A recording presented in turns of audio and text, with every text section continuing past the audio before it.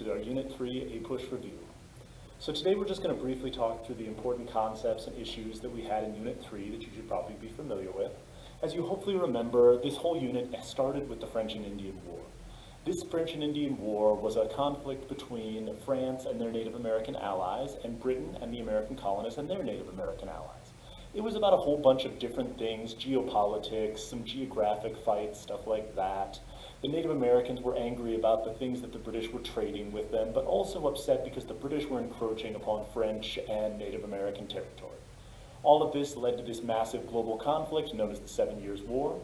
The British strategy in this conflict was to bring a bunch of their best troops and generals over to the Americas, which led to them winning the war in the north, but losing the war in the west, getting massacred in a series of different battles. The downside to the British strategy was, although it was effective against the French, it wasn't effective against Native Americans, and in general it generated a lot of debt. In the aftermath of this, continued fighting, especially by a Native American chief named Pontiac, led to the whole proclamation line and the attempt by the British to cut off colonial movement to the west. The other issue, of course, was British debt. We got 3 waves of radicalism, the first centered around the Stamp Act and ending with the Stamp Act, Congress, riots, and the resolutions. This also began to articulate the whole no taxation without representation thing. Then we got the whole Townshend Act duties, where the British were trying to see, are they upset about taxes? Can we tax trade? Is this actually an issue of direct taxation? Or is this more a problem of taxation in general? Which, it turns out it was more about taxation in general. Letters from a Pennsylvania farmer led to increasing radicalism. Then we had the Liberty Incident, leading to the Boston Massacre, and eventually the removal of all of these British taxes. The third and dumbest of these was the whole Tea Act thing, allowing the British East India Company to bring tea directly into the North American colonies, leading to, of course, the whole Tea Party and then the shutting down of Boston Harbor. This led to the First Continental Congress, which then started setting up colonial militias and led to the battles of Lexington and Concord. Propaganda, like Thomas Paine's Common Sense, led to increasing support for the Patriot cause and eventually the Declaration of Independence at the Second Continental Congress. The things you need to know about the war itself are mostly what the sides were fighting about. Independence was a big issue, as was George Washington trying to fight a war of attrition and keep the whole colonial army together.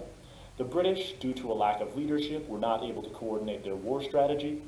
You don't need to know any specific battles, as we talked about, but in general, knowing that Washington was able to keep his army alive and was able to train them into an adequate fighting force, combined with the British loss at Saratoga and the destruction of that army, led the French into the war. And then after a somewhat disastrous southern campaign, the end of the war happened with the Battle of Yorktown. This brought the War of Independence to a close, but left a whole bunch of issues left to be resolved. In the aftermath, this new government that we had, the Articles of Confederation, was unequal to solving a whole bunch of different issues. Paying soldiers was a huge problem. Taxation was a huge problem, as the colonial army the colonial Congress had no ability to tax.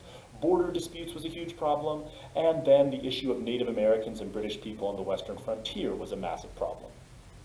The Articles failed to deal with most of these problems. The only issue that they dealt with effectively was the whole Western question, with passing the Northwest Ordinance, creating a pathway for new territories to become states, and also banning slavery above the Ohio River Valley.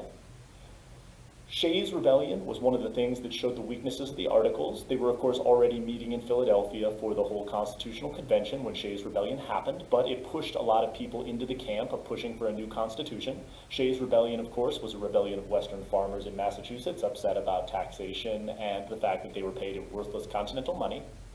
And so, because of all of this stuff, the Federalists were able to oppose or overcome the arguments of the Anti-Federalists, ratifying this new Constitution. The Constitution divided power into 3 branches of government and created a bicameral legislature with, of course, one House representative, the House of Representatives, proportional by population, and one House, the Senate, with equal representation. We also had an executive and Supreme Court. The Federalist Papers were written in order to try to argue for the Constitution and to lay out some of the principles that would later be in there. And then, in general, the Constitution was ratified after the passage of the first 10 amendments of the Constitution, the Bill of Rights, which lay down specific enumerated power with specific things that Congress is not able to do in order to try to limit the power of the elastic clause, which was one of the arguments of the anti-federalists that this necessary and proper clause would give Congress far too much power. So, with the Constitution in effect, we had the presidency of George Washington. He set a bunch of presidential precedents, 2 term limits, civilian close, yearly address to Congress, that sort of stuff. And he also created the cabinet system, which would be the sort of central organization of the executive branch up till and including today. He also dealt with a series of different crises. The Whiskey Rebellion happened because of Hamilton's economic plan. His domestic policy dealt with the debt issue by absorbing debts, creating a national bank, and creating a protective tariff. This led to a massive split with the Jeffersonians, who argued that this use of the necessary and proper clause was unconstitutional. And so we had these continued issues, but now that Congress could raise money, they were able to put down the Whiskey Rebellion. They were able to eventually defeat Native Americans in the Ohio River Valley under the leadership of Little Turtle, with the Battle of Fallen Timbers leading to the Treaty of Greenville, and so Northwest Indian War solved. And we were able to sign a treaty with England about the whole French Revolutionary Wars thing called Jay's Treaty.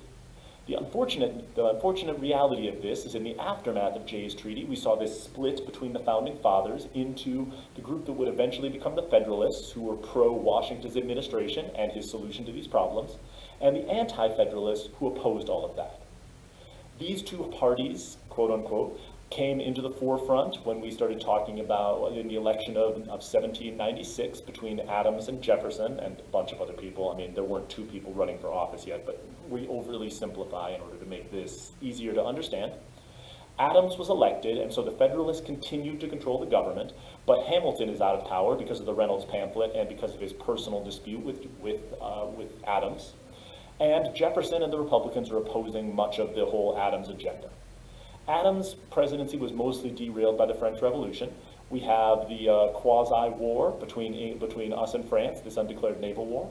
Then there's the XYZ affair, where French officials demand bribes from our diplomats. All of this leading to the passage of the Alien and Sedition Acts, which both put restrictions on immigrants and limited freedom of speech. The freedom of speech thing is, of course, super unconstitutional, and so Jefferson and Madison, for the first time ever, articulated the doctrine of nullification, saying that states could nullify federal laws.